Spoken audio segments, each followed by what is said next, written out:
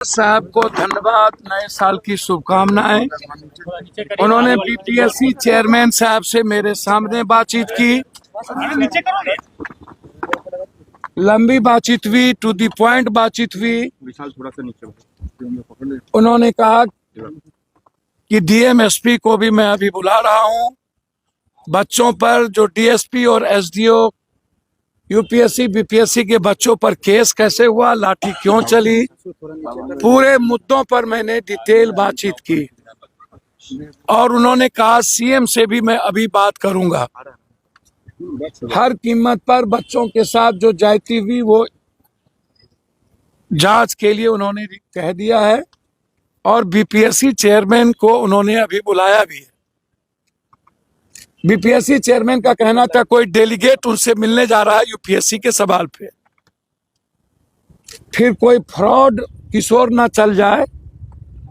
इस आंदोलन को एक फ्रॉड किशोर ने बेच दिया, मुहिम खत्म कर दिया। सरकार से मिलकर के पदाधिकारी के साथ उन्होंने पैसे का साठगांठ किया और इस आंदोलन को भेज दिया। और कल रात में जाके बच्चों को गाली गलौज किया, कुत्ता, कमीना, साला, कम्बल देते हैं तुमको।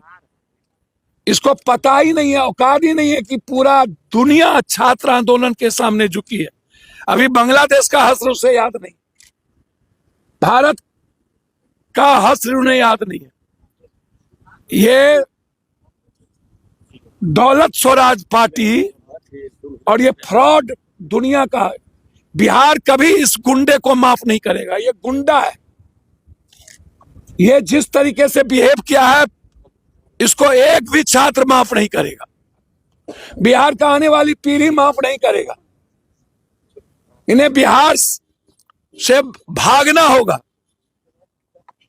मेरे बच्चों के साथ ज्यादती किया 3 बजे जाके गुंडों के साथ, 2 IAS IPS के साथ।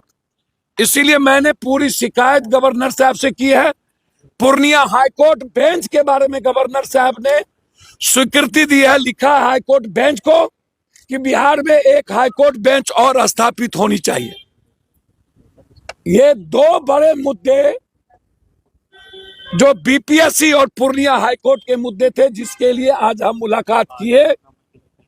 और मैंने ये दोनों मुद्दे, ये पूर्णिया हाईकोर्ट है,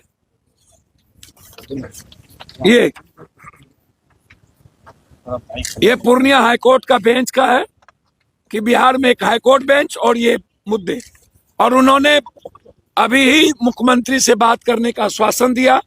डीएम एसपी को बोले हैं कि मैं बुला रहा हूं और बीपीएससी चेयरमैन से वो डायरेक्ट बात किए और उनको कहा है कि आप पूरा डिटेल हमें आकर के बताएं कि किस आधार पर आप 4 तारीख को एग्जामिनेशन लेने की बात कर रहे हैं।